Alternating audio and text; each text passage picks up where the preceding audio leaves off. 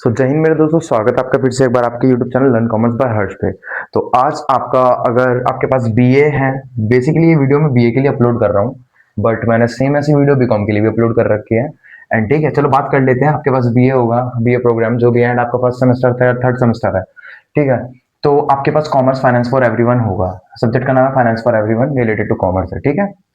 अच्छा ठीक है, इसमें हमें आपको सारे इंपॉर्टेंट टॉपिक्स करवाऊंगा, लेकिन मैंने एक टॉपिक नहीं करवाया, बजटिंग।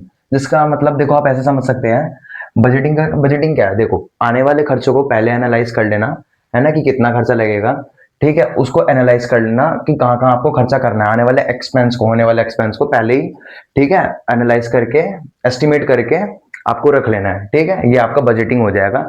इससे आप क्या करोगे, आप पैसा सेव कर पाओगे, एंड उसको आप इन्वेस्ट कर पाओगे, और इन्वेस्ट से आप एक अच्छा रिटर्न ला पाओगे। एंड दूसरी चीज इसमें ये भी आ जाता है कि आप ऐसा एक लॉन्ग टर्म असेट्स खरीदो, ऐसा एक लॉन्ग टर्म प्रॉपर्टी या फिर असेट्स बोलो। अगर देखो, अगर कॉमर्स वाले बच्चे होंगे तो वो असेट्स बोल रहा हूँ, उसे समझ आ जाएगा, बट आपके लिए मैं प्रॉपर्टी यूज कर सकता हूँ, ठीक है। प्रॉपर्टी यूज करो, है ना, ठीक है। तो ऐसा चीज खरीदो जो आपको लेट तक रिटर्न दे, अच्छा रिटर्न दे, और उसके बारे में सोचना, वो भी आपका बजटिंग ही कहला जाता है। इसके फायदे क्या होते हैं, आप अपने आने वाले खर्चों को पहले ही एनालाइज कर सकते हैं, जिसकी वजह से आप सेविंग कर सकते हो, आपको बढ़िया रिटर्न मिलता है, ठीक है, क्योंकि आप अपने जमा किए हुए पैसे को कहीं इन्वेस्ट कर सकते हो, ठीक है। एंड यूपीआई ऑनलाइन पेमेंट भी आपके लिए नॉर्मल, आपको पता है क्या होता है, कैसे होता है। आपका इसमें यूपीआई ऑनलाइन पेमेंट आ जाता है, एंड एक आपका वॉलेट आ जाता है। वॉलेट भी आपको पता है ना, कि वॉलेट के लिए आपके पास आपको कोई भी पासवर्ड की जरूरत नहीं पड़ती, आप डायरेक्ट पे कर सकते हो, जो कि फास्ट सर्विस होता है। लेकिन इसका कुछ नुकसान भी है ना, कि कोई अगर आपका फोन लेके पे कर दे, ऐसा कुछ, ठीक है। समझ आया? तो यूपीआई आपको पता ही है क्या होता है, इसका फुल फॉर्म देख लेना, है ना, है ना। तो यूपीआई की फुल फॉर्म आपकी हो जाती है यूनिफाइड पेमेंट इंटरफेस, ठीक है। चलो, ये तो बात की बात है, आपको ये मैं बता ही दिया है, ठीक है। वॉलेट वगैरह क्या होता है आपको सब पता ही है। एंड दूसरी चीज अब मैं आपको बता देता हूँ, जस्ट लास्ट वीक इसका एग्जाम हुआ था बीकॉम ऑनर्स वालों का, ठीक है। वही आपका अब एग्जाम हो रहा है, तो मोस्टली उन वही क्वेश्चन, सेम क्वेश्चन पेपर ही आएगा लगभग लगभग, ठीक है। तो वो क्वेश्चन पेपर आपको कहाँ मिलेगा, मेरे टेलीग्राम चैनल पर मिलेगा। टेलीग्राम चैनल की लिंक डिस्क्रिप्शन पे है, उसे ज्वाइन कर लेना विदाउट टाइम वेस्ट, ठीक है। एंड वो क्वेश्चन पेपर एक बार देख के चले जाना भाई, पक्का उसी से आएगा, आपको मोस्टली क्वेश्चन उसी से आएंगे, ठीक है। तो विदाउट टाइम वेस्ट वीडियो को स्टार्ट करते हैं, एंड टॉपिक बाय टॉपिक सारे इंपॉर्टेंट टॉपिक्स को खत्म कर देते हैं। मैं बता देता हूं कि मेरी ही वीडियो से, लास्ट टाइम जो मैंने वीडियो बनाई थी, मेरी ही वीडियो से आपका सारा क्वेश्चन, लगभग स्टार्टिंग के 3 to 4 क्वेश्चंस मेरी ही वीडियो से आए थे, ज्यादा क्वेश्चंस नहीं थे उसमें, ठीक है। 5 से 6 क्वेश्चंस थे, ठीक है। तो स्टार्टिंग के 3 क्वेश्चंस मेरी ही वीडियो से थे, एंड वो घुमा के पूछे गए थे, इस वजह से समझ नहीं आ रहा था, ठीक है। वो घुमा के पूछे जाएंगे, थोड़ा सा दिमाग लगाना, आपको समझ आ जाएगा। तो देखो, सबसे पहले हमें डेफिनेशन दे रखी है फाइनेंशियल लिटरेसी की, ठीक है, अकॉर्डिंग टू ओईसीडी। ओईसीडी है भाई, है ना, ये ऑर्गेनाइजेशन है इकोनॉमिकल डिपार्टमेंट की। ओ चलो कोई नहीं, है ना। तो चलो फटाफट से विदाउट टाइम वेस्ट डेफिनेशन को पढ़ते हैं। Financial literacy is defined as a, अच्छा देखो, पहले बता दूं, ये क्लास बाइलिंगुअल होने वाली है, आपकी दोनों लैंग्वेजेस में। मैं जो हिंदी में बोलूंगा भाई, ये देखो हिंदी में मैंने लिख रखा है एक एक चीज, ठीक है। जो मैं हिंदी में बोलूंगा उसको तुम ध्यान देना, और बाकी मैं मेन मेन चीजें हिंदी में लिख दूंगा, ठीक है। तो फाइनेंशियल लिटरेसी, जिसे हम वित्तीय साक्षरता कहते हैं हिंदी में, फाइनेंशियल लिटरेसी का मतलब क्या होता है, it is defined as a combination of, ये मिश्रण है, कॉम्बिनेशन मतलब मिश्रण है किसका, फाइनेंशियल अवेयरनेस का, नॉलेज का, स्किल का, एटीट्यूड का, और बिहेवियर, ठीक है, नेसेसरी टू मेक, ठीक है, बिहेवियर का, ओके। तो sound financial decisions and ultimately, देखो अब ये जो 4-5 पॉइंट्स है ना, ये कंपोनेंट्स ये रखे हैं, ठीक है। इनको पहले समझ लेते हैं, फिर इसकी डेफिनेशन अपने आप समझ आ जाएगी मेरे भाई। ओके, कोई डाउट आ रहा है अभी तक? आई डोंट थिंक सो कि अभी तक कुछ डाउट आया होगा। हाँ जी, तो सबसे पहले फाइनेंशियल अवेयरनेस का मतलब समझ लेते हैं क्या होता है।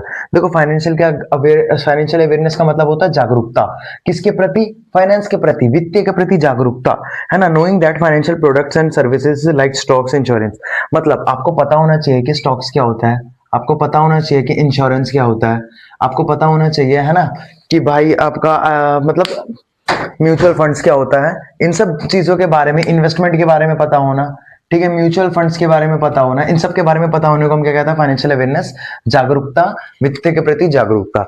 अगला है हमारा knowledge and skills, knowledge and skills, है ना, नॉलेज एंड स्किल्स, ठीक है, यानी ज्ञान और हुनर, वित्तीय के प्रति ज्ञान और हुनर। तो knowledge and skill, understanding how money works and having the ability to manage it, that is calculating interest और रेटिंग। मतलब देखो, हमें पता होना चाहिए कि पैसे से क्या क्या कर सकते हैं, ये तो सबको पता है यार पैसे से क्या क्या कर सकते हैं, लेकिन पैसे को कैसे मैनेज करना है ना, पैसे को कहाँ लगाना है ताकि बढ़े, पैसे को किस तरीके से यूज करना है, कब सेविंग करनी है, कब आपको खर्चा करना है, इन सब का ज्ञान होना, ठीक है, और स्किल होना, उसको हम कहते हैं नॉलेज एंड स्किल। ठीक है, ये पढ़ लिया, तो नॉलेज एंड स्किल भी कंप्लीट हो गया, फाइनेंशियल अवेयरनेस भी कंप्लीट हो गया। एटीट्यूड, सोच, आपका सोच कैसा है फाइनेंस के प्रति, एटीट्यूड टुवर्ड्स फाइनेंस, या फिर सोच वित्त के प्रति आपकी सोच, है ना। Your mindset towards spending long, अच्छा देखो, तुम्हारे माइंडसेट की बात होती है इसमें, किसके माइंडसेट की, तुम्हारे दिमाग की सोच की, ठीक है। हर एक इंसान की इंडिविजुअल सोच की बात होती है, व्यक्तिगत सोच की, कि भाई उसको पैसा कितना खर्च करना चाहिए, कैसे खर्च करने चाहिए। आपको अगर आप इन्वेस्ट करने हो तो लंबे समय के लिए कर रहे हो या फिर कम समय के लिए कर रहे हो, लॉन्ग टर्म के लिए कर रहे हो या फिर शॉर्ट टर्म के लिए कर रहे हो, है ना। तो ये आपके माइंडसेट की बात कर रहा होता है, ठीक है, अगर आपको पता है तो। बिहेवियर, आपका बर्ताव कैसा है पैसे के प्रति, बिहेवियर टुवर्ड्स मनी, या फिर बर्ताव पैसों के प्रति या फिर वित्त के प्रति। तो देख लेते हैं, your actual actions with money, this including habits like budgeting, saving, regular. देखो इसमें क्या क्या आ जाता है आपका, बजटिंग, बजटिंग हम पढ़ ही चुके हैं ना, बजटिंग पिछले वाले आपके जो टेस्ट था, वो पिछले वाला जो आपका पेपर था उसमें बजटिंग आप पढ़ चुके होंगे। बजटिंग, और क्या क्या लिखा है, this includes in like budgeting, saving regularly, saving regularly भाई लगातार सेव करना, मतलब डे बाय डे, कभी ना कभी, एक दो दिन बाद, हर दिन सेव करना, ठीक है, और पेइंग बिल्स ऑन टाइम, ठीक है। मतलब इसमें आपका बिहेवियर आ जाता है कि भाई अब पैसा पे करने में कैसे हो, आप पैसा टाइम से सेव करते हो या पैसा टाइम से सेव नहीं करते, ये भी आपका बिहेवियर है ना। आप अपने बिल टाइम पे करते हो, अपने किस्त, सारे किस्त के पेमेंट्स टाइम पे कर देते हो, ये सब कुछ आपका बिहेवियर पे आ जाता है, ठीक है। इसमें आपके बिहेवियर की बात की जाती है, आपका बिहेवियर अच्छा होना चाहिए पैसों के प्रति। आप बजटिंग पे ध्यान रखो, आपके घर का बजट जो है उस पर ध्यान रखो, आपकी सेविंग्स पे ध्यान रखो, कंटिन्यूसली रेगुलरली सेविंग्स करते रहो। और इन सब के बाद आप कैसा फैसला लेते हो, सही फैसला लेते हो, तो आपके जो फाइनेंशियल लिटरेसी आप में आ जाती है, ठीक है। Sound financial decision, sound financial decision मतलब एक सही फैसला, ठीक है। चलो अब इसका मतलब समझ लेते हैं। फाइनेंशियल लिटरेसी कॉम्बिनेशन है कि आपको फाइनेंस के बारे में सब कुछ पता है, आपके पास नॉलेज स्किल्स है, आपकी सोच फाइनेंस के लिए अच्छी है, आपका बिहेवियर फाइनेंस के प्रति अच्छा है, necessary to make sound financial decision. ये चारों चीजों का आपके पास कॉम्बिनेशन है ताकि आप एक अच्छा फाइनेंशियल डिसीजन ले पाओ, ultimately achieve individual financial wellbeing, ताकि आप एक अच्छा फाइनेंशियल वेलबींग कर पाओ। कहने का मतलब है, मतलब देखो बेसिकली बार बार से ये लिखा है कि ये चारों का मिश्रण आपके अंदर है, चारों के कॉम्बिनेशन से आप एक अच्छा फाइनेंस का डिसीजन ले पाओ एंड आप अच्छा पैसा बढ़ा पाओ, बना पाओ। इसे ही हम फाइनेंशियल लिटरेसी कहते हैं। मतलब फाइनेंशियल लिटरेसी कहने का मतलब है आप अवेयर हो अपने पैसों के लिए, आप ढंग से डिसीजन ले पाते हो, आपके पास स्किल्स है अपने पैसा मैनेज करने के लिए, आप अपने सारे पैसे ऑन टाइम पे करते हो एंड आप अपना पैसा इन्वेस्टमेंट के थ्रू बढ़ा रहे हो। यही आपकी फाइनेंशियल लिटरेसी है, उनको अपनी लाइफ में, इन सब चीजों को अपनी लाइफ में यूज कर रहे हो, ठीक है। एक लास्ट बार बोलूंगा, फाइनेंशियल लिटरेसी का मतलब होता है कि आप अपने पैसों को किस तरीके से मैनेज करते हो और उन मैनेज करने के बाद अपने पैसों को बढ़ा लेते हो, है ना। इसे हम फाइनेंशियल लिटरेसी कहते हैं। आपको अपने फाइनेंस को मैनेज करना आता है, इसे ही हम फाइनेंशियल लिटरेसी कहते हैं। आपको पता है कि आपको अपने पैसों के साथ क्या करना है, आपके पास पूरी नॉलेज है, ठीक है। मैं हर तरीके से बता सकता था फाइनेंशियल लिटरेसी यानी कि वित्तीय साक्षरता किसे कहते हैं, ठीक है। आप अपने वित्त को अच्छी तरीके से कंट्रोल करना जानते हो, मैनेज करना जानते हो, कि आप सब कुछ करने के बाद भी अपने वित्तीय को यानी फाइनेंस को इंक्रीज कर पाते हो, ठीक है मेरे भाई। अब चलते हैं नेक्स्ट टॉपिक पे। हमने कंपोनेंट्स पढ़ लिया, ओईसीडी पढ़ लिया, अब इसमें एक टॉपिक है हमारा 5C अप्रोचेस, उसको पढ़ लेते हैं। अब हम पढ़ते हैं 5C अप्रोच, ठीक है। 5C अप्रोच यानी 5C तरीका। अब ये क्या है, हिंदी में बता रहा हूं मैं, तरीका, या फिर इसे हम हिंदी में क्या कह सकते हैं, दृष्टिकोण भी कह सकते हैं, ठीक है मेरे भाई। तो इसका मतलब क्या होता है, use to spread financial literacy. मतलब यार फाइनेंस के वो जो अभी हमने सीखा कि इसको पढ़ना, मतलब क्या बोल रहा हूं मैं, इसको समझना, फाइनेंस को, पैसों को इकट्ठा करना, इकट्ठा करने के बाद अपना बजट बनाना, फिर पैसों को इन्वेस्ट करना, है ना। पहले के टाइम पे लोग सिर्फ सेविंग करते थे, लेकिन अब फाइनेंशियल लिटरेसी आ गया, लोगों को इन्वेस्ट करने के बारे में भी बताया जा रहा है, म्यूचुअल फंड के बारे में भी बताया जा रहा है। तो इस चीज को हम पूरे इंडिया में स्प्रेड कैसे करें, हर एक को कैसे बताएं कि फाइनेंशियल लिटरेसी क्या होता है, फाइनेंशियल लिटरेसी के बारे में पूरे देश भर में फैलाना, इसी को हम 5C अप्रोच की वजह से फैला सकते हैं, ठीक है, 5C अप्रोच का यूज करके हम पूरे देश में फाइनेंशियल लिटरेसी को फैला सकते हैं। ठीक है, 5C अप्रोच किस लिए इस्तेमाल होता है?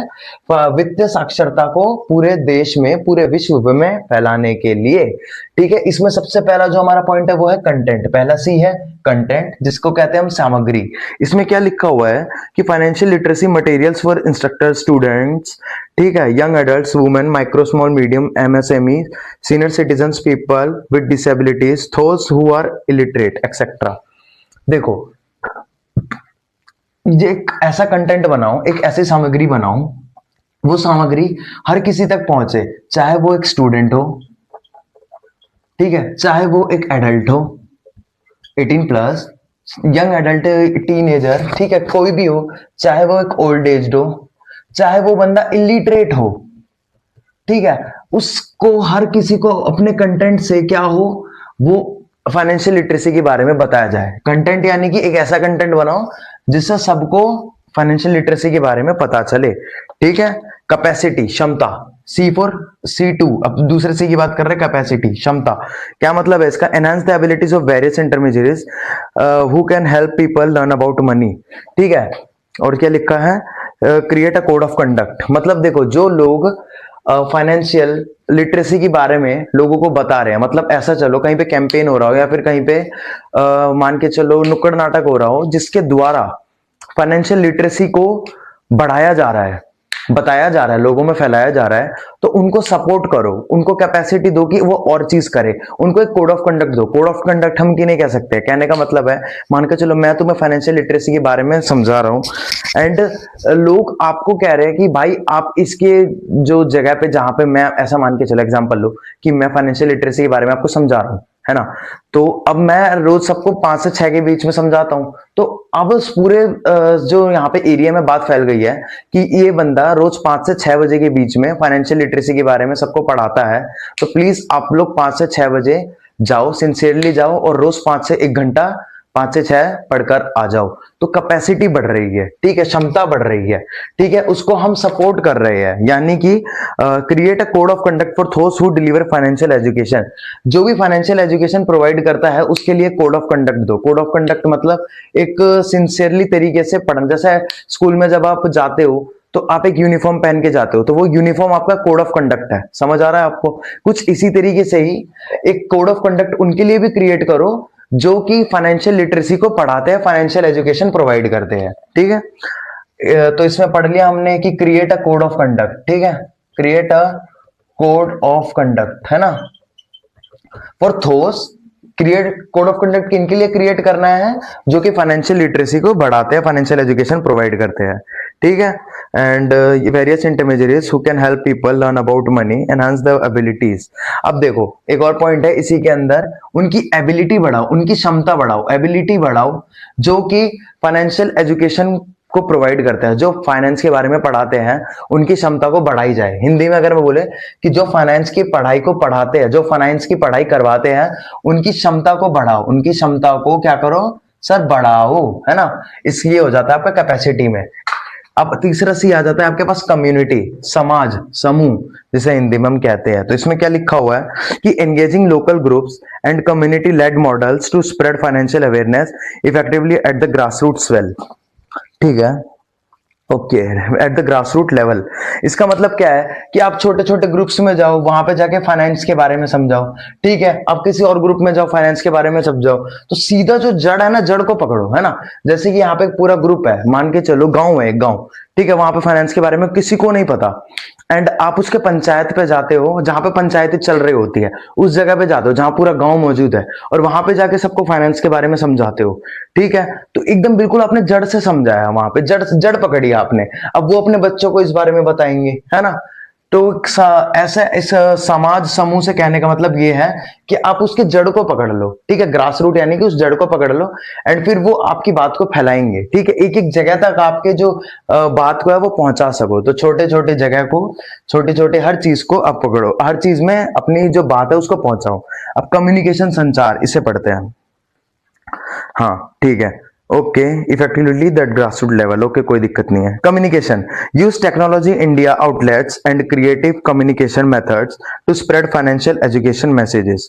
ठीक है, यूज टेक्नोलॉजी मीडिया आउटलेट्स, देखो टेक्नोलॉजी का यूज करो, ठीक है, मीडिया का यूज, सोशल मीडिया का यूज करो, outlets and create communication methods to spread financial education. मतलब यार ये कुछ भी इसका मतलब नहीं है, इसका मतलब सिर्फ इतना सा है कि आपको बस फाइनेंशियल एजुकेशन को स्प्रेड करना है, स्प्रेड करना है। और किस तरीके से, आप कुछ भी यूज करो, चाहे आप सोशल मीडिया यूज करो, चाहे आप किसी भी टाइप का कम्युनिकेशन मेथड यूज कर लो, चाहे किसी भी टाइप का कम्युनिकेशन मेथड यूज कर लो, संचार का तरीका यूज करो, लेकिन आप क्या करो, स्प्रेड करो फाइनेंशियल एजुकेशन को। बस इसका मतलब यही है कि अपने कम्युनिकेशन को बढ़ाओ, अपने कम्युनिकेशन मेथड्स को बढ़ाओ, एंड फिर आप अपने क्या अपने फाइनेंशियल एजुकेशन को स्प्रेड करो, ठीक है, ये है इसका मतलब। अब इसके आपको नोट्स कहां से मिलेंगे, इसके आपको नोट्स मिलेंगे टेलीग्राम चैनल पर, वो भी फ्री, और वीडियो अपलोड होने से पहले ही आपका जो नोट्स है वो अपलोड हो जाते हैं। अब लास्ट आता है कोलैबोरेशन। लास्ट सी क्या है, कोलैबोरेशन, सहयोग या फिर मिलजुल कर काम करना, इसका मतलब है। इसका मतलब क्या है, देखो बहुत बड़ी बड़ी ऑर्गेनाइजेशंस है, बहुत बड़ी बड़ी कंपनीज है, स्कूल्स है, कॉलेजेस है, सब मिल जाते हैं और एक दूसरे से मिलने के बाद वो फाइनेंशियल एजुकेशन को बढ़ावा देते हैं, ताकि एक छोटा बच्चे से लेकर एक बड़े बच्चे तक, एक यूथ तक, बड़े बच्चे आजकल के यूथ है जो जनरेशन जेड है, हमारी बात आप सबकी बात है ना, आप सबको फाइनेंस के एजुकेशन के बारे में सिखाना। जैसे कि अभी आपका कॉलेज आपको फाइनेंस के बारे में पढ़ा भी रहा है, आपको बुक्स दे दी है, एक सब्जेक्ट दे दिया, आप जानो भाई फाइनेंस के बारे में, है ना। तो कोलैबोरेशन का मतलब जब बड़े बड़े ऑर्गेनाइजेशन मिलकर, है ना, सहयोग देते हैं कि हाँ भाई आपको ये वाले स्कूल में फाइनेंस के बारे में सिखाया जाए, ये वाले कॉलेज में फाइनेंस के बारे में सिखाया जाए, है ना, तो उसे हम कोलैबोरेशन कहते हैं, ठीक है। देखो improving coordination between different groups, like coordination बढ़ता है, एक साथ काम करना बढ़ जाता है इनके बीच में, गवर्नमेंट में, आरबीआई, स्कूल्स, कॉलेजेस, ठीक है, to provide awareness about finance, finance के बारे में अवेयरनेस, यानी कि उसके बाद क्या लिखा है, to include the spread of financial education in a number of ongoing programs in colleges and schools. बस वही देखो, ऑनगोइंग प्रोग्राम्स यानी कि कहने का मतलब है स्कूल और कॉलेजेस में फाइनेंशियल एजुकेशन के बारे में पढ़ाना, ठीक है, उसको बढ़ावा देना, ठीक है। जैसे कि कोई ऐसा इन्होंने सब्जेक्ट लॉन्च कर दिया जिसमें स्कूल एंड कॉलेज, जो स्कूल और कॉलेज में ऐसा कोई सब्जेक्ट लॉन्च कर दिया जिसमें फाइनेंस के बारे में पढ़ाया जा रहा हो, ठीक है। तो कोलैबोरेशन मतलब सारे बड़े बड़े ऑर्गेनाइजेशन साथ मिलकर आपको क्या बताती है, फाइनेंस के बारे में बताती है। तो 5C के बारे में हमने समझ लिया, कंटेंट, सामग्री, ठीक है, हमने सबसे पहले कंटेंट समझा, फिर कैपेसिटी समझा कि क्षमता है तो उसको बढ़ावा दो, कम्युनिटी समझा कि छोटे छोटे कम्युनिटी, छोटे छोटे गांव को भी मत छोड़ो, वहां पे भी समझाओ, ठीक है। कम्युनिकेशन, अपनी जो कम्युनिकेशन टेक्निक्स है उनको स्प्रेड करो, वो कम्युनिकेशन टेक्निक है उनको बढ़ाओ, एंड उसमें फाइनेंशियल एजुकेशन के बारे में फैलाओ, ठीक है। फिर कोलैबोरेशन समझा कि बड़े बड़े ऑर्गेनाइजेशन आकर, जब बड़े बड़े ऑर्गेनाइजेशन बढ़ावा देते हैं फाइनेंशियल एजुकेशन को स्प्रेड करने के लिए, और किस तरीके से देते हैं कि स्कूल कॉलेजेस में ऐसे हमने यूजी प्रोग्राम्स ला दिए, ऐसा कोई सब्जेक्ट ला दिया जिसमें आपको फाइनेंस के बारे में बताया जा रहा है ना। आरबीआई ने, अब देखो जैसे आपको कॉल पर, जब आप पहले कॉल करते थे तो आपके उसमें, या फिर अभी टीवी में भी एक मैसेज आता था कि किसी लिंक पे ना दबाओ, है ना, किसी की कॉल सुन के किसी को ओटीपी मत दिवाओ, नहीं तो आपको वित्तीय जोखिम झेलने हो सकता है ना, कि अगर आपने कोई लिंक टैप करा तो आपके अकाउंट से सारे पैसे कट जाएंगे। तो ये सब भी क्या है, फाइनेंशियल एजुकेशन है, जो कि आपको गवर्नमेंट द्वारा प्रोवाइड कराया जा रहा है, आरबीआई द्वारा प्रोवाइड कराया जा रहा है ना, ठीक है। तो हमने 5C अप्रोचेस पढ़ लिया है, अब नेक्स्ट टॉपिक पे चलते हैं विदाउट टाइम वेस्ट। हाँ, तो one of the most important topic, most important नहीं बट क्वेश्चन आ सकता है इसलिए करवा रहा हूँ। आरबीआई की बात कर लेते हैं, रिजर्व बैंक ऑफ इंडिया, जिसका फुल फॉर्म है, इसे हम बैंकर्स बैंक कहते हैं, यानी बैंकरों का बैंक कहते हैं, सारे बैंक का बैंक कहते हैं। पहली बात तो इसके की पॉइंट्स पढ़ लेते हैं। Central bank of our country, हमारे कंट्री का केंद्रीय बैंक है ये, central bank of our country, okay. Banker to the government, अगर गवर्नमेंट को पैसे की नीड होती है, और गवर्नमेंट अपना पैसा कहाँ रखता है, सब कुछ आरबीआई है, ठीक है। बैंकर टू द गवर्नमेंट, ये पॉइंट याद रखेंगे। Central bank of our country, ये भी याद रखेंगे। Supervisor of whole banking system in the country, हमारे कंट्री में जितने भी बैंक्स है, ठीक है, सबका सुपरवाइजर कौन है सर, हमारा आरबीआई है। कौन है sir, RBI. Currency issuer, currency कौन इशू करता है, 2000 का नोट कौन छापता है, 500 का, अच्छा 2000 का तो छपता नहीं है, 500 का नोट कौन छापता है ना, जो भी नोट है सारा इशू कौन करता है सर, आरबीआई। अच्छा हाँ, अगर आता है क्वेश्चन बाय चांस, अगर वैसे तो आएगा नहीं, जनरल नॉलेज के लिए, कॉइन्स हमारी आरबीआई इशू नहीं करती, ठीक है, याद रहना। उसके बाद हमारा आ जाता है फॉरेन डिपॉजिट्स। फॉरेन डिपॉजिट्स यानी कि हमारा फॉरेन का पैसा किसके पास रहता है? फॉरेन रिजर्व, बेसिकली अगर हम यहाँ पे रिजर्व वर्ड यूज करेंगे तो ज्यादा बेटर रहेगा। फॉरेन रिजर्व, ठीक है। फॉरेन रिजर्व हमारा कहाँ पे रहता है? वो भी आरबीआई में रहता है, यानी विदेश का पैसा, ठीक है। मॉनेटरी पॉलिसी, हमारे पैसों के ऊपर है ना, repo rate, bank rate, monetary policy यानी बैंक रेट, रेपो रेट, सारा आपने 12th और 11th में पढ़ रखा है ना। बैंक रेट, रेपो रेट, इन सब का। और यानी कि जब आप लोन लेने जाते हो तो कितनी सिक्योरिटी रखनी होती है ना, वो चीज भी, ये सब कौन तय करता है? आरबीआई तय करता है। ये सब मॉनेटरी पॉलिसी कहते हैं। अब हमें पढ़ना है कमर्शियल बैंक्स। कमर्शियल बैंक का मेन फंक्शन होता है एक्सेप्ट डिपॉजिट्स, जो उनके पब्लिक होते हैं ना, पब्लिक, उसका पैसा एक्सेप्ट करना, अकाउंट में रखना, लोन देना, लोन प्रोवाइड करना, एडवांसिंग लोन इंडिविजुअल्स को या फिर बिजनेसेस को। कोई बिजनेस आता है, कोई किसी को बिजनेस करना है, उसको लोन चाहिए, बैंक पे जाएगा। कोई, हाँ जी, हाँ जी, ठीक है। Advancing to the loan individuals and business, okay, ठीक है। हाँ ठीक है, कोई दिक्कत नहीं। किसी बिजनेस को चाहिए या फिर किसी अकेले बंदे को पर्सनल लोन चाहिए तो वो भी कौन देगा? Commercial bank. क्रेडिट क्रिएशन, आपके अकाउंट, अच्छा आपको अगर पहले ही पैसा निकालना है और बाद में पे करना है, क्रेडिट, वो भी हो सकता है। ओवरड्राफ्ट फैसिलिटी, आपके अकाउंट में 100 रुपए है और आप चाहो तो 120 निकाल लो, है ना। तो ये बैंक्स अपने कुछ खास कस्टमर्स को देता है ना। तो ये ओवरड्राफ्ट फैसिलिटी हो जाती है, ये भी आपको कमर्शियल बैंक्स देता है। अच्छा, कमर्शियल बैंक्स को मैं सीबी लिख रहा हूँ। कमर्शियल बैंक्स दो टाइप का होता है, एक होता है प्राइवेट सेक्टर बैंक, पीएसबी लिख रहा हूं मैं, प्राइवेट सेक्टर बैंक। एक होता है पब्लिक सेक्टर बैंक, पीएसबी। अच्छा, ये तो दोनों ही पीएसबी हो गए, public sector bank, private sector bank. इसको ऐसे कर लो, गवर्नमेंट बैंक कर लो, ठीक है। गवर्नमेंट बैंक या फिर पब्लिक बैंक। अच्छा, पब्लिक बैंक ही रहने दो, यहाँ लिख दे रहा हूं मैं, ठीक है। Public bank, public sector bank, ये कौन से बैंक होते हैं? जिसमें 50% से ज्यादा मालिकाना हक, 50% से ज्यादा मालिकाना हक किसके पास होता है सर? गवर्नमेंट के पास होता है। और बाकी इनके फंक्शन भी यही सारे होते हैं, ठीक है। और कमर्शियल बैंक्स का, अच्छा, और ये हो जाता है प्राइवेट सेक्टर बैंक, ठीक है। प्राइवेट सेक्टर बैंक किसी इंडिविजुअल का होता है, ठीक है, किसी एक कंपनी का होता है, किसी इंडिविजुअल का होता है। इसमें गवर्नमेंट का कोई लेना देना होती है। इनका प्राइवेट सेक्टर बैंक का मेन एम होता है प्रॉफिट अर्न करना, प्रॉफिट अर्न करना, प्रॉफिट अर्न करना, ठीक है। और इनका मेन एम होता है गवर्नमेंट सेक्टर का, गवर्नमेंट बैंक्स का मेन एम होता है प्राइवेट सेक्टर, वो पब्लिक सेक्टर बैंक्स का, कि जनता की हेल्प करना। और ये दोनों कमर्शियल बैंक्स के अंडर में आते हैं, ठीक है। और छोटे छोटे और एक दो बैंक है, उन्हें भी पढ़ लेंगे, ठीक है। फटाफट से पढ़ते हैं विदाउट टाइम वेस्ट, ज्यादा बड़े टॉपिक नहीं है। तो अब हमें पढ़ना है कुछ बैंक्स के बारे में। तो सबसे पहले है हमारा रीजनल रूरल रूरल बैंक्स, ठीक है। तो रीजनल रूरल बैंक्स क्या होता है हमारा? ये होता है for fulfil the banking needs in village and farmers, गांव में, विलेज में, ठीक है, गांव में, हमारे गांव में, और फार्मर्स के लिए, ठीक है। दो वर्ड याद रखने हैं, विलेज और फार्मर्स। इनकी नीड्स को फुलफिल करने के लिए हमारे आरआरबी बनाए जाते हैं, रीजनल रूरल बैंक्स, ठीक है, याद रखना। ओके, इनको पैसे देने के लिए, इनके डेवलपमेंट के लिए। कोऑपरेटिव बैंक क्या होता है? Cooperative bank, member owned institution that operate on a no profit no loss basis governed by the cooperative societies act. मतलब ये ऐसा समझ लो कि कुछ लोग मिलकर अपना कुछ बनाते हैं, एंड जो मेंबर्स होते हैं ना, वही इसको बैंक के मालिक होते हैं। उन्हें जब पैसा चाहिए होता है तो वो उसमें से निकाल लेते हैं, है ना, और फिर वापस रख देते हैं। अच्छा, ये फॉरेन बैंक्स, ये वो बैंक्स होते हैं जो कि विदेश के बैंक होते हैं, लेकिन इनकी ब्रांच इंडिया में होती है, ठीक है। इसको कैसे डेफिनेशन में करेंगे? Bank incorporated in foreign country that operate branches in India. इसका एग्जांपल है एक बैंक एचएसबीसी। ओके मेरे भाई। अच्छा, अगले देखते हैं डेवलपमेंट बैंक्स। डेवलपमेंट बैंक्स क्या होता है? Institutions that provide long term financial assistance to industries, agriculture and infrastructure project.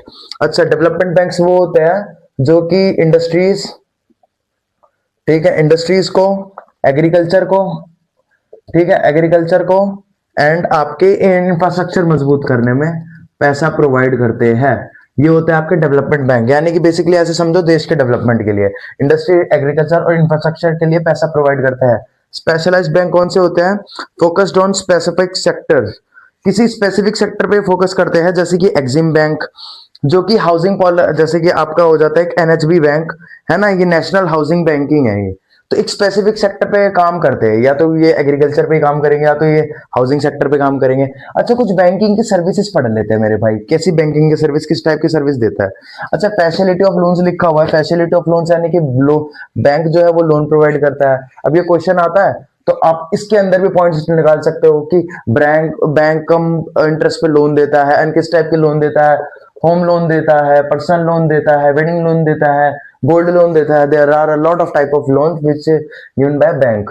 Overdraft facility, अगर आपके पास 100 रुपए है या फिर 1,000 है तो आप 150 निकाल सकते हो। आपको ओवरड्राफ्ट करने की फैसिलिटी देता है कौन? आपका बैंक देता है, आपका कमर्शियल बैंक देता है। डिस्काउंटिंग ऑफ बिल, अच्छा डिस्काउंटिंग ऑफ बिल अगर आप भूल गए हो, वैसे तो कॉमर्स वाले बच्चों को नहीं भूल रहे होंगे, बट ये सब्जेक्ट आर्ट्स वालों पे भी है तो उनको बता दूं अगर बाई चांस नहीं पता तो मान के चलो कि ये ए है और ये बी है, ठीक है, और ये बी है ना, थोड़ा सा तो अलग बनाओ, ये ए है बी है, इसने कोई इसको बिल डिस्काउंटिंग दिया, क्या दिया? बिल डिस्काउंटिंग दिया, और इसने अपना सामान उसको दिया।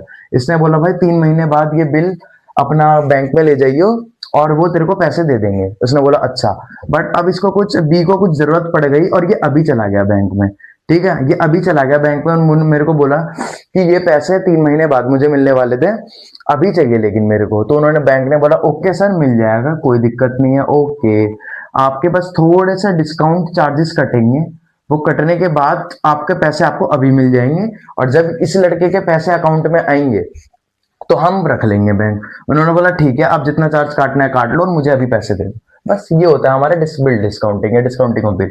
इनकैशिंग या चेक, मतलब आप चेक लेके बैंक में जाते हो एंड कैश लेके बाहर आते हो, यही हो जाता है इनकैशिंग ऑफ चेक, यानी कि सिंपली बोले तो चेक को कैश करवा लिया। कंसल्टेंसी, आपका बिजनेस खराब चल रहा है, आपको बिजनेस खराब छोड़ो यार, ऐसे क्यों बोल रहा हूं मैं, मान के चलो आपको फाइनेंस से रिलेटेड, वित्तीय जोखिम से रिलेटेड आपको कुछ बात जाननी हो, आपको पैसा कहाँ इन्वेस्ट करना चाहिए ये बात जाननी हो, where should you invest your money, है ना, जहां से आपको ज्यादा रिटर्न मिले। अब आपको आपकी मतलब कुछ भी टाइप फाइनेंस से रिलेटेड कोई भी चीज पैसों से रिलेटेड बैंक आपको ऐसे ही बता देगा, तो इसे हम कंसल्टेंसी कहते हैं, जो कि बैंक फ्री में प्रोवाइड करता है आपको, ठीक है। तो ये टॉपिक हो गया, एक बार नेक्स्ट आगे के टॉपिक देख लेते हैं।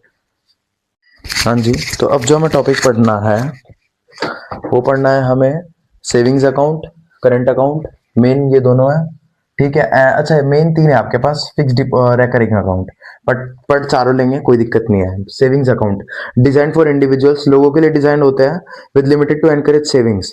किस लिए होते हैं? सेविंग्स को एनकरेज करने के लिए, यानी लोग अपनी सेविंग्स करें, ठीक है, एनकरेज करने के लिए।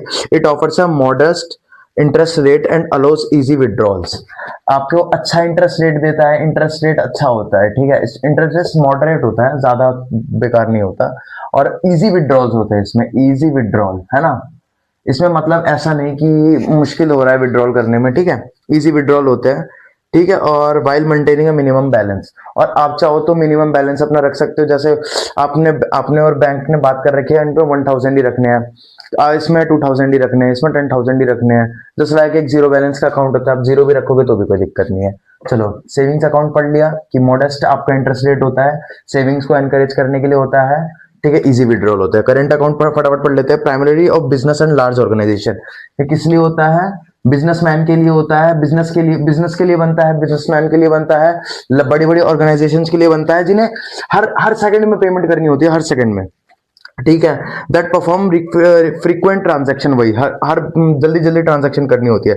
These accounts do not earn interest because the bank must keep the funds ready for immediate withdrawal, इसमें इंटरेस्ट आपको नहीं मिलता से करंट अकाउंट में, क्योंकि बहुत फटाफट इनकी ट्रांजैक्शन होती है, पैसा आता है फिर जाता है, फिर आता है फिर जाता है, बैंक इनका पैसा रख ही नहीं पाता, क्योंकि इनको आगे विड्रॉल्स के लिए बैंक को इनका पैसा तैयार रखना पड़ता है, इस वजह से। अब आ जाता है टर्म डिपॉजिट, जिसको हम फिक्स डिपॉजिट भी कहते हैं, जिसको हम एफडी भी बोलते हैं अपनी आसान भाषा में, ठीक है। क्या लिखा हुआ है? A one time deposit made for the fund period of time, ठीक है, फिक्स्ड पीरियड ऑफ टाइम, मतलब एक फिक्स्ड पीरियड ऑफ टाइम के लिए, जैसे किसी ने 1 महीना, किसी ने 2 महीना, किसी ने 3 साल, 4 साल, 5 साल, 7 साल, ठीक है, इतने टाइम के लिए रख दिया।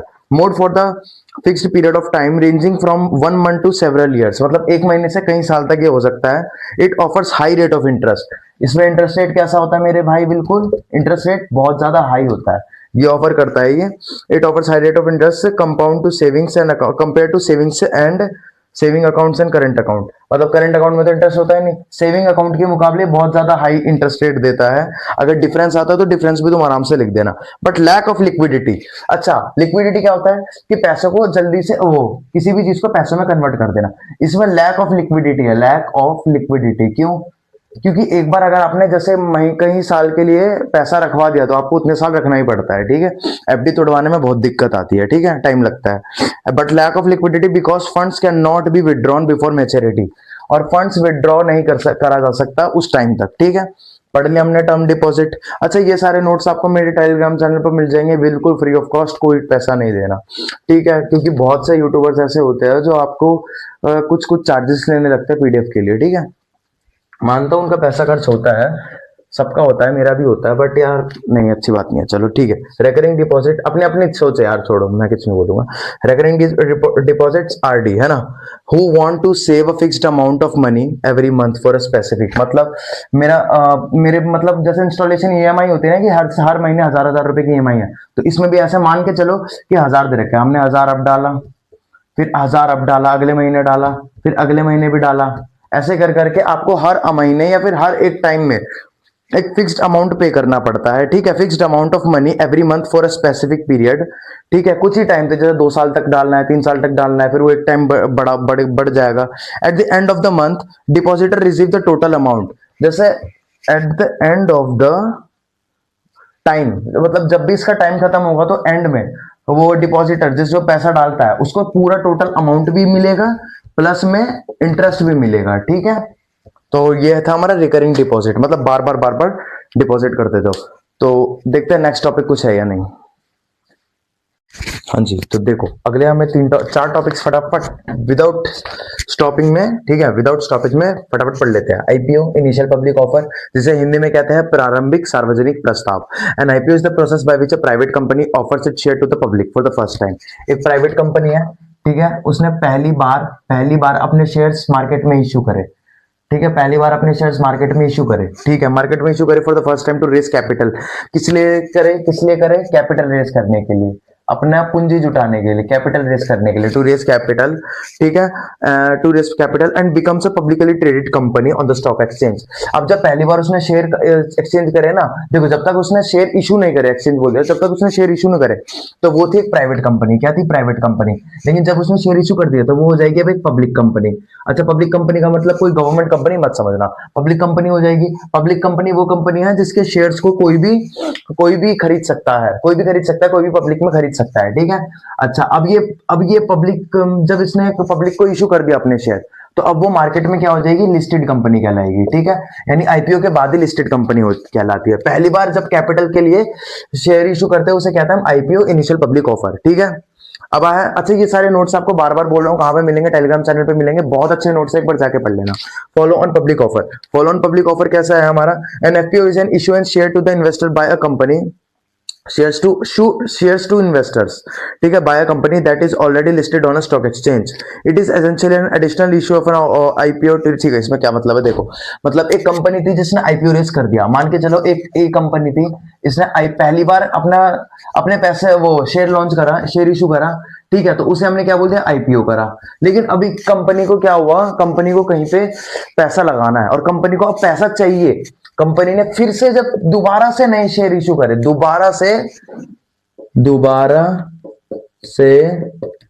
नए शेयर इशू करे, तो वो आपका क्या हो जाता है? Follow on public offer. जब दोबारा से कंपनी शेयर इशू करती है तो वो क्या हो जाता है? आपका फॉलो ऑन पब्लिक ऑफर। याद रहेगा, ठीक है, दोबारा से जब नए शेयर इशू करे, है ना, ठीक है। और इसमें ध्यान रखना, फॉलो ऑन पब्लिक ऑफर में क्या हो जाता है कि कंपनी ऑलरेडी मार्केट में लिस्टेड है। लिस्टेड कैसे है? जब आईपीओ करता है तभी मार्केट में लिस्ट हो जाती है, तो पब्लिक कैसी है? लिस्टेड होने के बाद। ठीक है, अब इस चीज को भूल जाओ। फॉलो ऑन पब्लिक ऑफर का मतलब दोबारा से नए शेयर इशू करें, क्योंकि कंपनी को और पूंजी चाहिए होती है, और कैपिटल चाहिए होता है। और इसको हिंदी में क्या बोलते हैं? इसको हिंदी में बोलते हैं अनुवर्ती सार्वजनिक प्रस्ताव। ठीक है, अब है हमारा offer for sale. Offer for sale क्या होता है? It is a method where existing share holders sell their shares to public.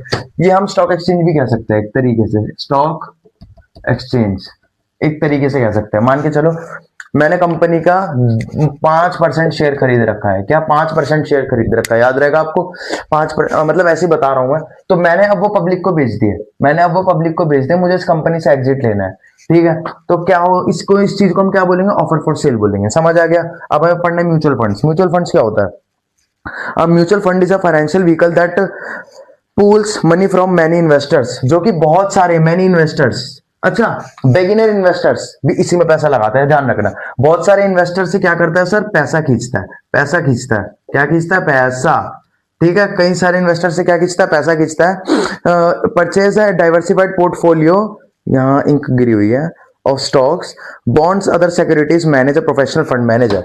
अच्छा ठीक है, बहुत सारे इन्वेस्टर से पैसा खींच लेता है पूल, ठीक है, उसके बाद ये क्या करता है, बहुत सारे पोर्टफोलियो बना लेता है, मतलब कई सारे जगह पे अपना पैसा, हमारा पैसा इन्वेस्ट कर देता है, कई सारी जगह पे हमारा पैसा इन्वेस्ट कर देता है, एंड देन उसके बाद क्या होता है, ये प्रॉफिट जनरेट करके हमें हमारा हिस्सा दे देता है, ठीक है, हमें हमारा हिस्सा देता है। और ये सब मैनेज क्या होता है, manage by professional fund manager, ठीक है, manage by professional fund manager, ठीक है, याद रखना है इस बात को। म्यूचुअल फंड्स के बेनिफिट क्या क्या होते हैं, म्यूचुअल फंड्स के बेनिफिट होते हैं प्रोफेशनल मैनेजमेंट, आपका पैसा जो है एक प्रोफेशनल मैनेज कर रहा होता है, ठीक है, और ये सिर्फ एक प्रोफेशनल मैनेजर की देखरेख में हो रहा होता है। Your investment handled by experts, आपका इन्वेस्टमेंट कौन हैंडल करता है, एक्सपर्ट हैंडल करता है। Liquidity, you can easily withdraw और redeem your unit on any business day, किसी भी बिजनेस डे में, मतलब उस दिन आई थिंक सो की छुट्टी नहीं होनी चाहिए मेरे ख्याल से, तो मतलब सरकारी छुट्टी नहीं होनी चाहिए, किसी भी बिजनेस डे में जब मार्केट खुला हो, मार्केट ओपन रहता है, तो उसमें आप अपना पैसा विड्रॉ कर सकते हो किसी भी डे में, ठीक है, ओके।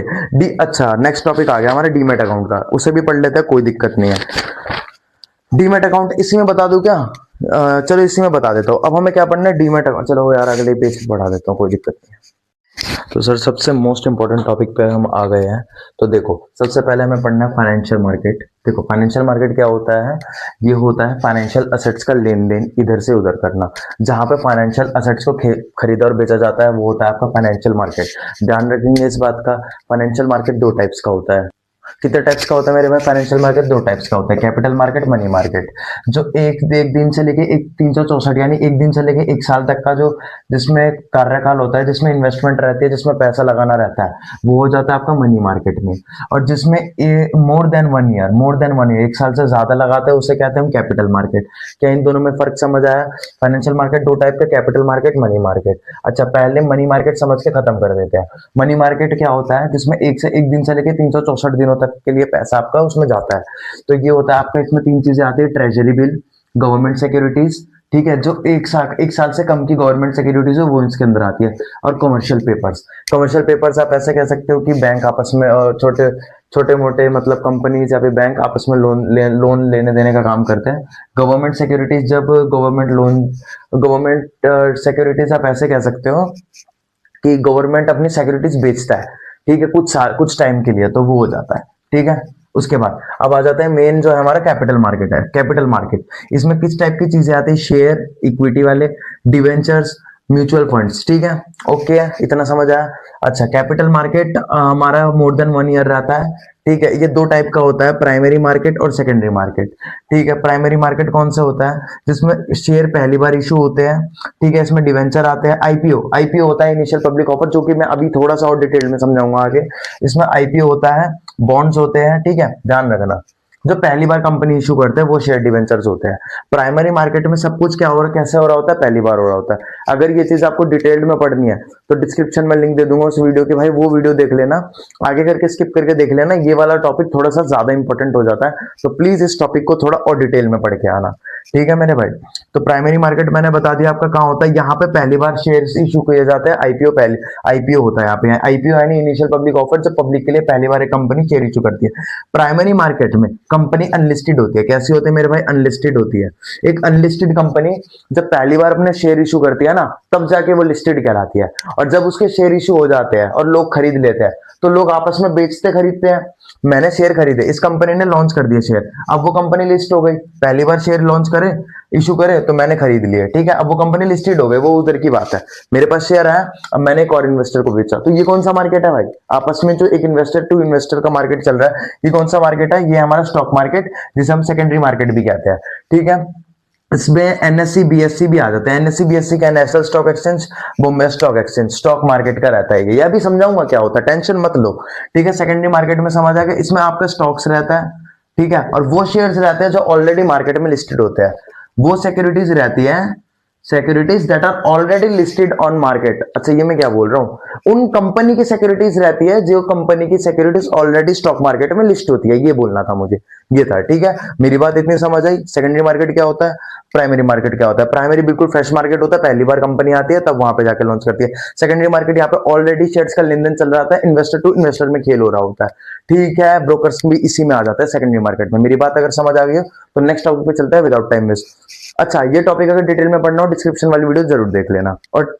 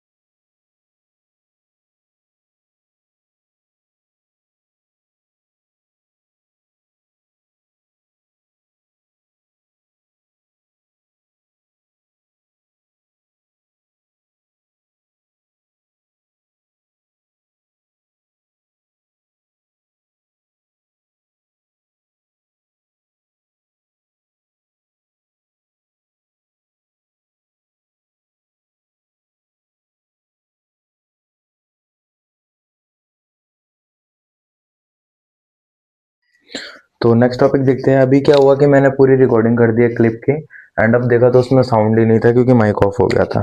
खैर कोई नहीं, फटाफट से देख लेते हैं इस टॉपिक्स को। और ये क्या लिखा हुआ है, हमारा एक टॉपिक है इंडियन पोस्ट पेमेंट बैंक, जिसमें से क्वेश्चन आ सकता है। ठीक है, स्टैब्लिश होता है 1 सितंबर 2018, ownership fully owned by GOVT of India, government of India.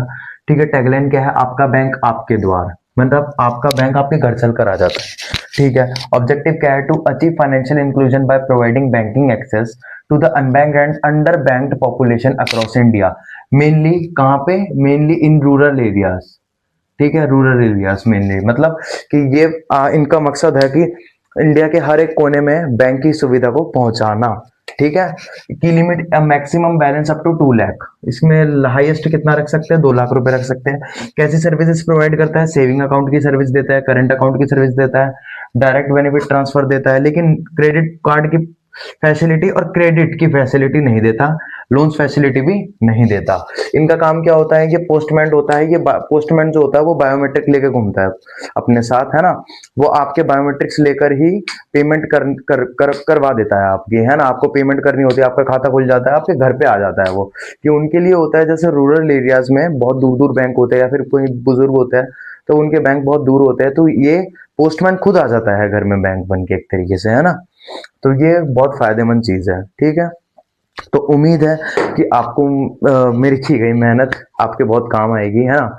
तो वीडियो बनाते बनाते अब वो 3 बज गए लगभग, है ना।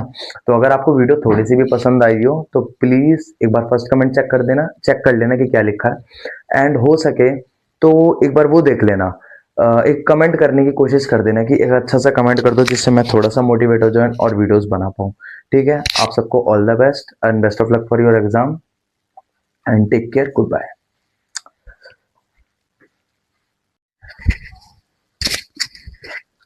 तो देखिए, हमें एक लास्ट और इम्पोर्टेंट टॉपिक पढ़ना है जिसका नाम है difference between IPO initial public offer and FPO follow on public offer. तो देखो मीनिंग क्या है इन दोनों का।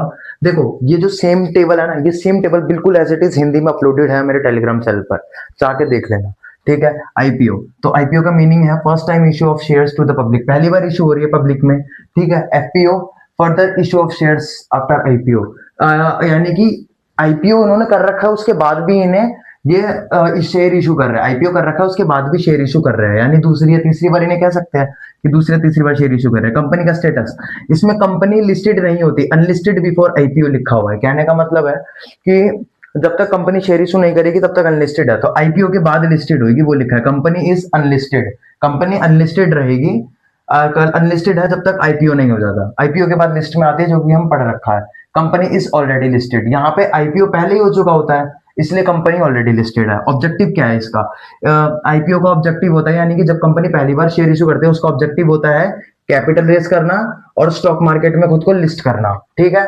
ये जो लिस्टेड हम जितनी बार भी बात कर रहे हैं यानी कि ये स्टॉक मार्केट में खुद को लिस्ट कर रही है, इसका मतलब है।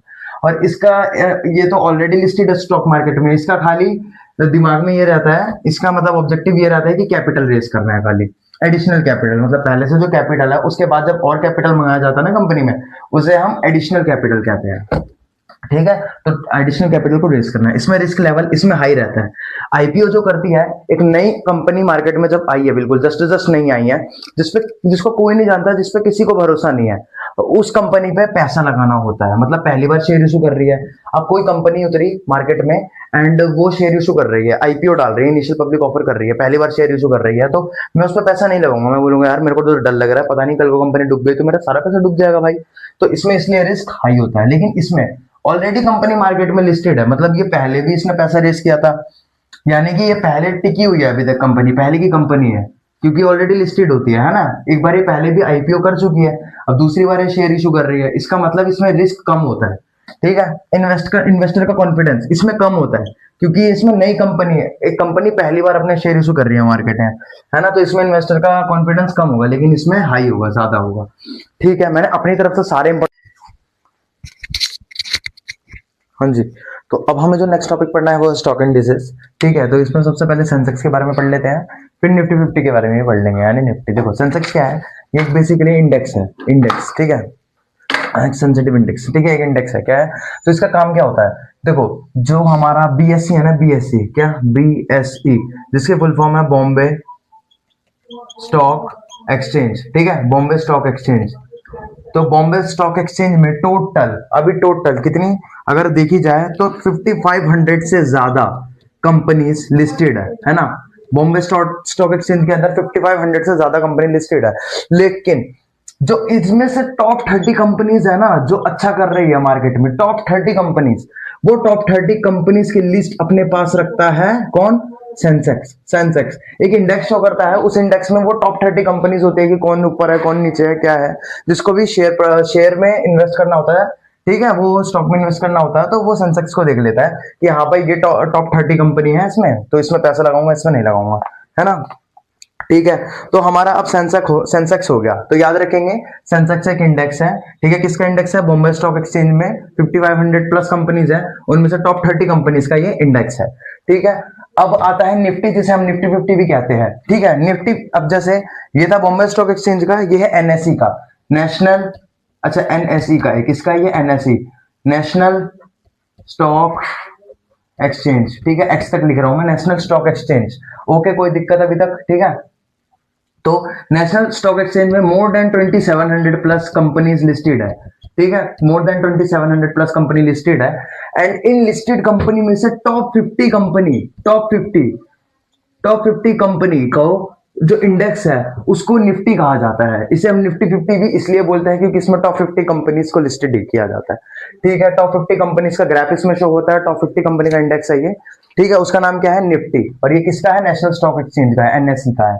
ठीक है, तो हम याद रख लें, बीएसई क्या है, बॉम्बे स्टॉक एक्सचेंज, एनएसई क्या है, नेशनल स्टॉक एक्सचेंज।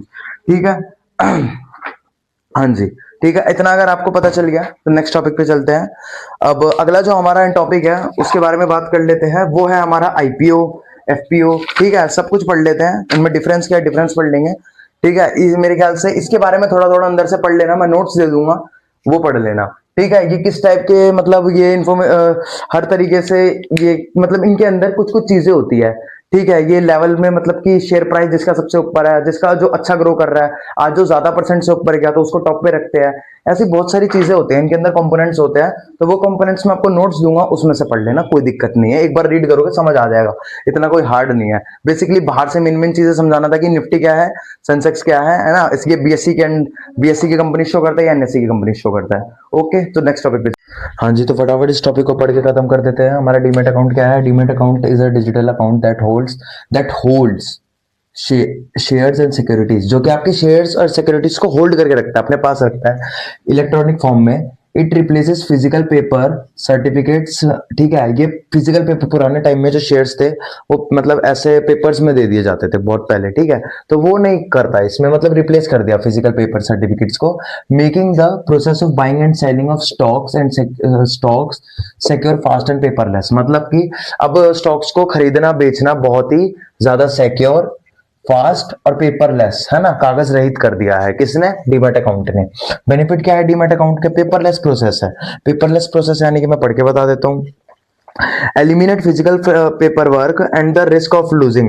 अगर पेपर हो सकता है तो कभी क्या पता कभी खो जाए या कुछ, है ना, तो एलिमिनेट कर दिया इसने फिजिकल पेपर वर्क को, और जो खोने का डर था उसे भी। और अगर वो सर्टिफिकेट पहले के टाइम पे डैमेज हो जाता है तो और दिक्कत, और उसने डैमेज का रिस्क भी हटा दिया।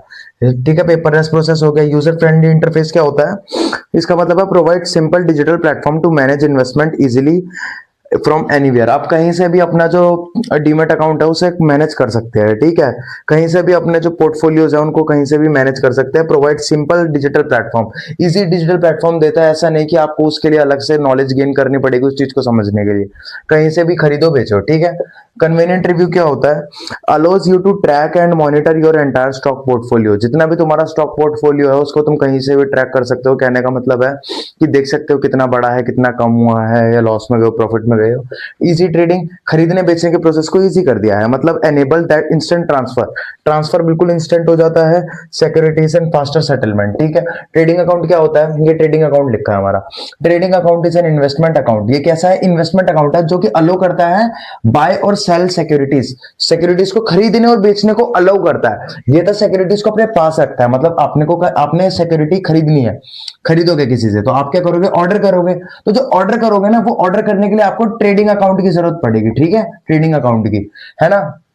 और जब आप बेचोगे तो सेल पे डालोगे, सेल पे डालने के लिए भी ट्रेडिंग अकाउंट में जरूरत पड़ेगी। तो जब आप बेचोगे, सेल पे डालोगे, तो ये क्या करेगा, डीमेट अकाउंट से शेयर आपकी सिक्योरिटीज उठाएगा, डेबिट कर देगा डीमेट अकाउंट से, एंड आगे बेच देगा, सिंपल। अगर और खरीदोगे तो मान के चलो कि इसने ऑर्डर डाल दिया, अब आपके पास आ रही है सिक्योरिटीज, तो आ रही है तो वो कहां जाएगा, डीमेट अकाउंट में जाएगा, डीमेट अकाउंट में क्रेडिट हो जाएगा, बस सिंपली। ये खरीदने बेचने की एंट्री के लिए यूज होता है, ऐसे समझो। एंड आपके शेयर जो जाते रहते किसके अंदर है, वो डीमेट अकाउंट के अंदर रहता है। ये दोनों साथ मिलके काम करते हैं।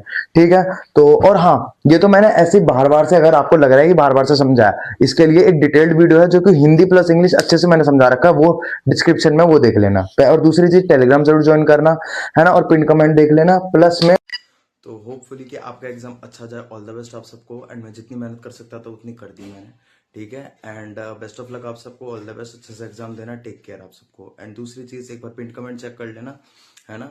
और वीडियो पसंद आई हो तो एक प्यार सा कमेंट जरूर छोड़ देना। ठीक है, थैंक यू आप सबको। Take care.